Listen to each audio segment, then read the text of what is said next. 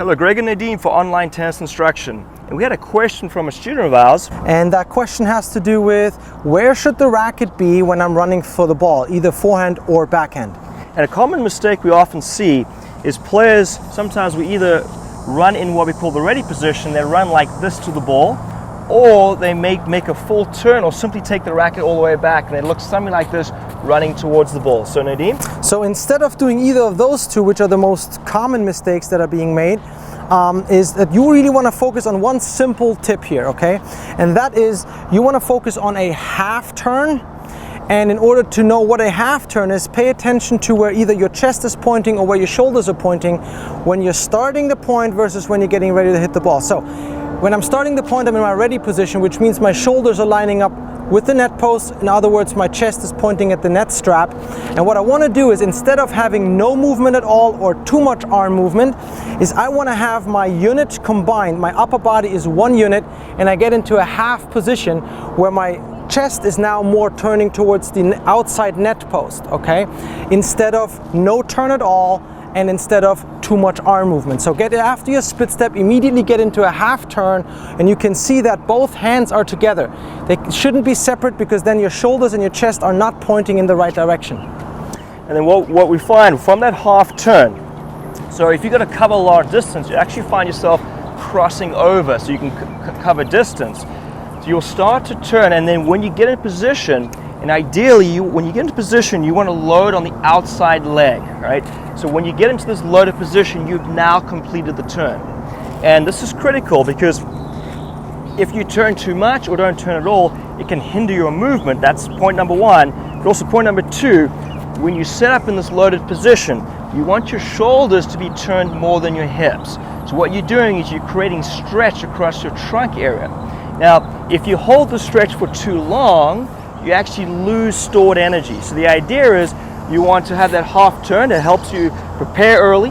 Also, it makes it easier to move, but most importantly, when you get set up over here, you will pre-stretch the muscles and you can then use that stored energy and translate into contact. So whether you're hitting an open stance forehand, you'll set up the same way, or you're playing in neutral. So you're going to move into position. I set up in this position, I step forward, and then I would hit.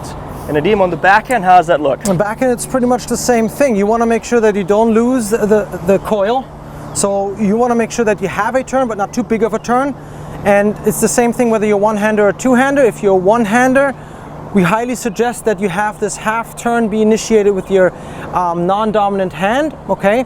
And if you are running for the ball, as Gregg described, is you're going to go into a crossover step. So initially, once you do that half unit turn, your upper body is done working for a while, okay?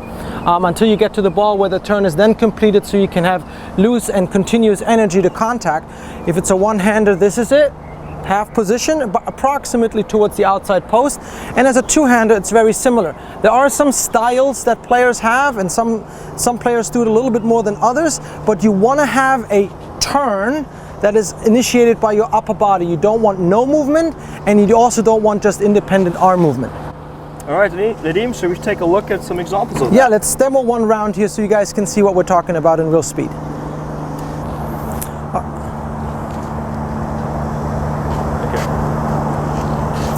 All right, so let's quickly demonstrate here what we were talking about on that half unit turn. So just to make sure you understand me properly, when we go for that outside ball, the upper body is initially moving together with the crossover step, okay? So since I'm running, I need to have a crossover step. So you can see that maybe for some players it's slightly earlier with the upper body and then the foot actually lands, but be aware that the turn is half so the legs can open up, and that is very important. So let me demo if you go a little bit nice and wide. So turn, complete the turn, and then swing. One more time.